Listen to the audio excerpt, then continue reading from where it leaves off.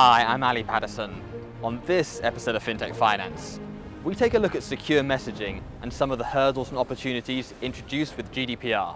For this, we catch up with Pushfor, AXA and Raiffeisen Bank. So firstly, I sent Douglas Mackenzie to speak with Sabine Zucker to talk a little bit about collaborating with fintechs.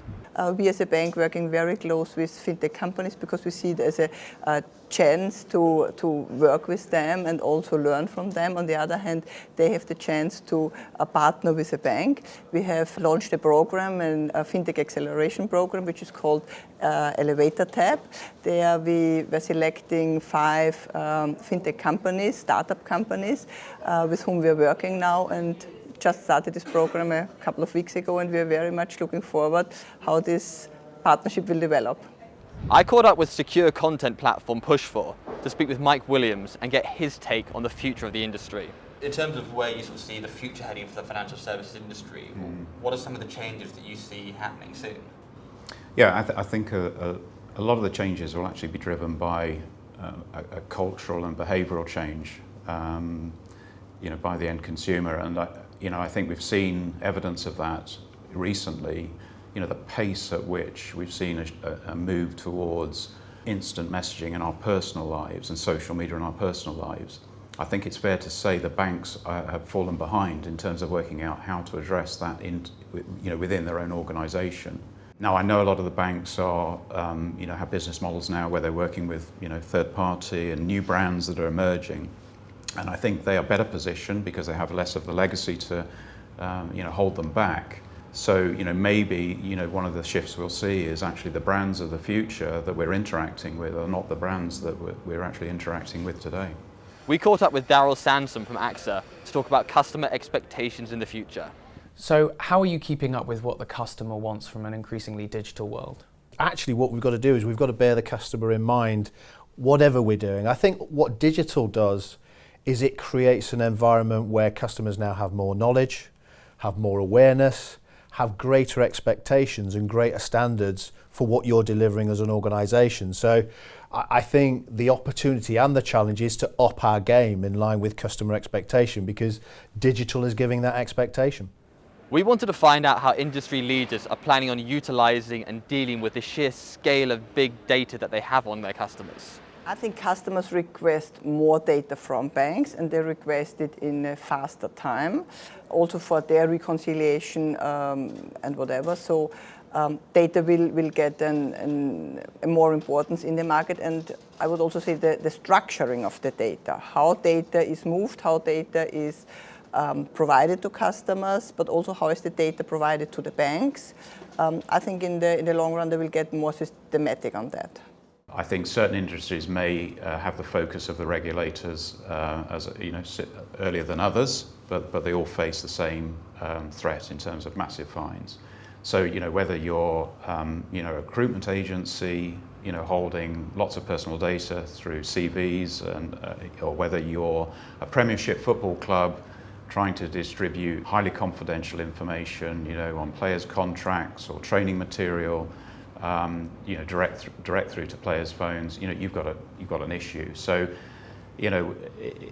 sports media, retail, HR process, any organisation is going to face the same issue. And if you think about just at a basic level, any HR process that involves distributing personal data, through a CV, that's every company on the planet has a threat of a fine under GDPR if they're sending those CVs out of control. In terms of using data to enhance our customer experience, particularly in the modern world where big data, I don't think you can go into any organisation without them talking about data and the use of data, is critically important. I think what it is relevant to understand is that customers are happy to share data if you can add value to their lives. I think people become uncomfortable in sharing data if they think you're going to market services and issues that aren't relevant.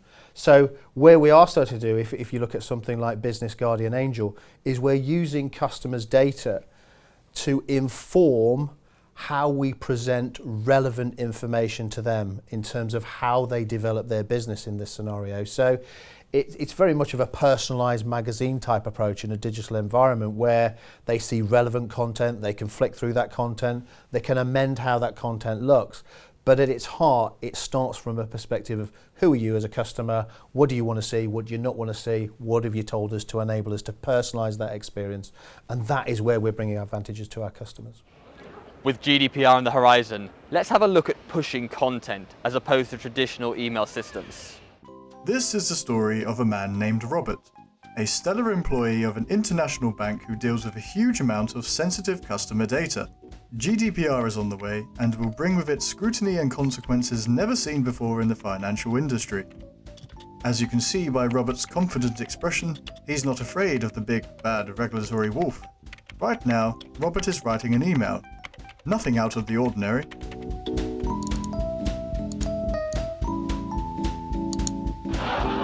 Robert's thinking about what he's going to have for lunch. Judging by his face, it doesn't seem very appetizing. Oh dear, it appears Robert has just sent a myriad of super sensitive personal details to the wrong email chain.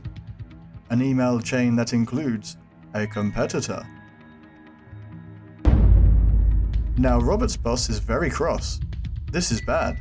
Very bad actually. I think Robert's going to be fired.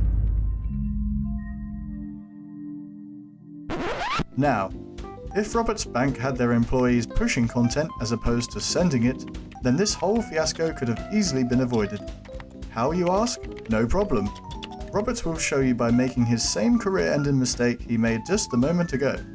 He pushes some sensitive data to the wrong person, and as soon as he realizes his mistake, simply pulls it back. Data retrieved, apocalypse averted. Now the boss isn't so cross, and the competitors are none the wiser. People are coming to work who are used to a new way of communicating in their personal lives. They like that way of communicating and they expect the same ease of access to content and communication within the workplace. Can you tell us how Raiffeisen International are using digitization to help with their internal communications? The new technology helps us in the communication within our company. We have 60,000 employees over the region in Central and East European countries. And apart from the communication like internal emails, we're using more and more video conferences, but we also had changed a lot of our data into a cloud system now. So what helps the colleagues in Central and Eastern Europe to really get easier and faster access to the data. I think it's fair to say we still live in a world that is email-centric. There underlies the problem because we all know that probably 80% of the threat under GDPR is around unstructured content. It's not actually someone hacking into your server. It's actually all of the unstructured content that is being sent, not only around your organisation, but externally, maybe third-party relationships you have or to the end consumer. And it's being sent in a very uncontrolled way and exposed to the threat of being hacked into on individual devices. We live in this world where we're used to email, and then to counter that, we're also now trying to work out how do we share content in a generation that is actually used to instant messaging. And we all have read recent reports about banks banning the likes of instant messaging apps such as WhatsApp in the workplace, and quite rightly so, because it presents a huge threat. And we have this whole threat of shadow IT entering the workplace, because we all know human nature is to, and humans are very good at working around issues. So if you try and force them to use a clunky old email system and you make it really hard for them to access content, when they can go home and access everything instantly on their mobile phone, guess what? They'll take a picture of some content and they'll share it on a WhatsApp group and bypass the internal IT system. So how do you bridge that gap? Banning instant messaging isn't really the answer. The answer is how do we offer the user experience that our staff and our end customers want, and at the same time protect the content. So actually, if you think of the way the modern customer communicates, they can ring you, they can text you, they can email you, they can use social media to feedback on how you're performing. There's a whole plethora of ways in which an individual interacts with an organisation. And they will do that on the same subject matter as it suits them in terms of their own individual circumstances and how complex they regard the engagement. So what we're doing is we're bringing together all those communication platforms, and we're making sure that we can see those interactions from a customer's point of view, so that we're not interacting on a silo basis, but we can absolutely understand that interaction from start to finish, irrespective of how a customer talks to us. And that's a key part of personalising the way that we allow a customer to experience our organisation. Finally, I want to know how companies were planning on tackling these regulations and what 2018 means for secure messaging. A lot of people are looking at GDPR and they're seeing it as a threat and a negative. I actually see it as an opportunity to actually improve the way you engage with your customers. And you know, there are the technologies now in place to allow you to do exactly that. And fix the underlying issue, which again goes back to unstructured content being sent, you know, and that's the risk.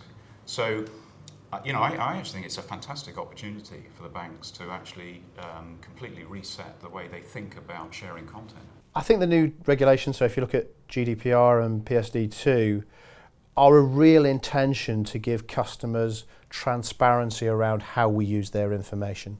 So if you look at GDPR around data portability or deletion of data or access to data, what it's trying to say to a customer is, we understand your data, the information about you is important, and we need to take care of that in a way that you regard as being taken care of. And we need to use that data and give you access to that data so that it's easy for you to switch, to understand the information we have, or to correct or change that information so we can create a better experience for you. So at its heart, I think the real intention is to improve the transparency and the customer experience. Clearly there are always challenges on implementation, but we're working through those in the best interest of complying with the legislation and improving our customer experience. Is GDPR going to have a big impact on the way that customers experience financial services companies? So GDPR will have an impact on how customers experience financial services, and certainly in terms of our own organisation and insurance. But what it will hopefully do is give customers the transparency they're looking for, to be assured that we're using their data in an ethical and reasonable way to add value to them as individuals and as businesses. If I give you an example in insurance, if you have an accident, you make a claim, your personal details may be sent through to, you know, a local garage that's going to repair your car. And typically they'll print off your personal details, you know, they'll write on the document, you know, where they are in terms of the process of authorization to repair the car, payment received, etc. You know, and the door's left wide open and someone could walk in and obviously your personal details have been leaked. So, but obviously under GDPR, you know, in terms of the fine, that would apply to anybody in the third-party supply chain, but the originator of the content. So, you know, when I talk about your biggest threat is your contacts, in many cases it is associated with that third-party supply chain. And again, you know, if you continue to send content, you are exposed to that threat. In terms of compliance, do you also have one key message that you think a bank should really take away? I would just urge them to understand the difference between push, don't send, because it's a quick fix. It's something that they could implement immediately, and it would prevent the risk of a data leak, which effectively is 80% of the risk for them based around the unstructured content. It's something they can do immediately, and it's complementary to the systems that they'll already have in place. So, you know, while you're working out, you know, what to do long term, stop the biggest threat. You know, plug the leak that is you know, your biggest threat at the moment. So yeah, push, don't send.